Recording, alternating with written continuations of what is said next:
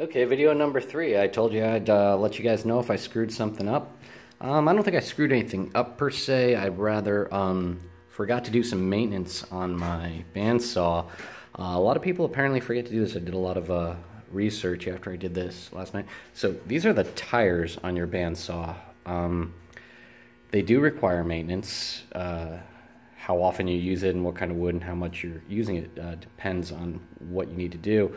And I thought I jumped my blade when I was going through this very thick piece of wood. You can see how far I got through right here. And then it started to get these little pieces coming through. And I'm like, what is that? It doesn't look like sawdust. It's actually some of the rubber coming off. It was tensioned right, but this is just an older tire. It probably came with the original one. And as I mill a lot of wood and some thick pieces, it probably just caught a lot of stuff. It was pulling the pieces off. So there's some really good videos on how to maintain these things. Usually, you just make sure the gulls of the gullet of the teeth are lined up with the ridge. But also, as you start to see these things come off, just every time you need to adjust your blade or whatever, you change your blade out. If you do some milling and then some more precise work, like I do with this 1/4 inch blade instead of my 3/4 inch blade that I use for ripping. For milling.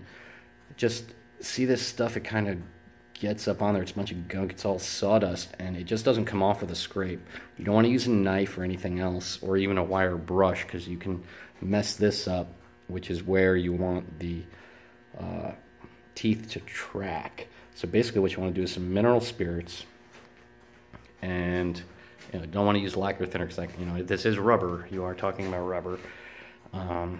And you basically take a softer bristle brush, and I was just going to clean it up, but then I noticed that it actually kind of ripped off a few pieces, and so I looked on Amazon, and a pair is only like 20 bucks, $23, and it'll be here in a day or two. God bless Amazon.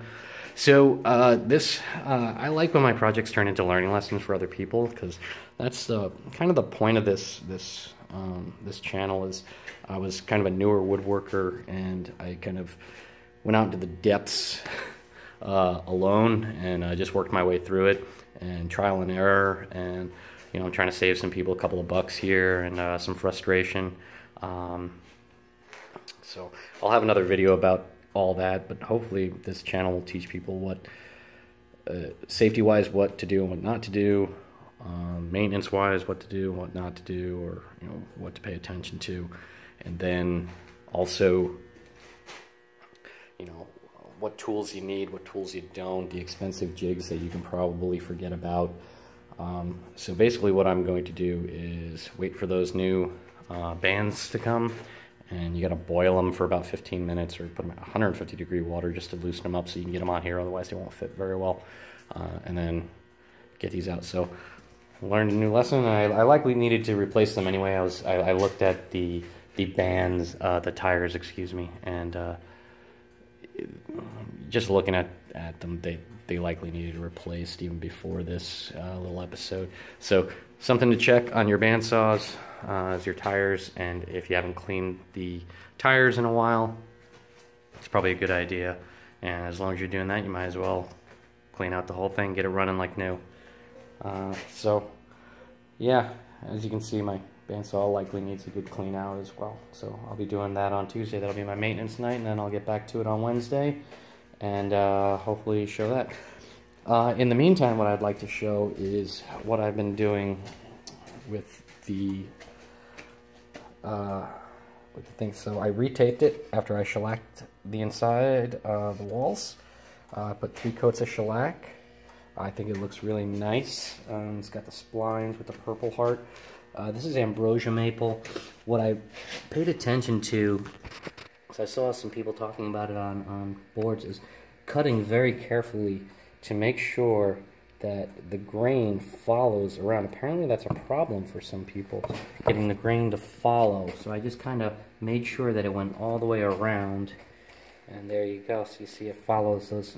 Ambrosia maple isn't actually a separate species or subspecies of maple. It's these ambrosia beetles get in, and you can see these little holes in it, and I don't know if they just give off a chemical or they die in there when they're eating, or doing whatever natural thing they do. They just give off these things that kind of discolor the wood. It looks really cool. So I've made several razors out of that stuff, and people love it. So it looks really cool, and that's how you kind of follow the wood grain. You just pay really close attention when you're cutting your wood, and keep it straight and keep the edges you want.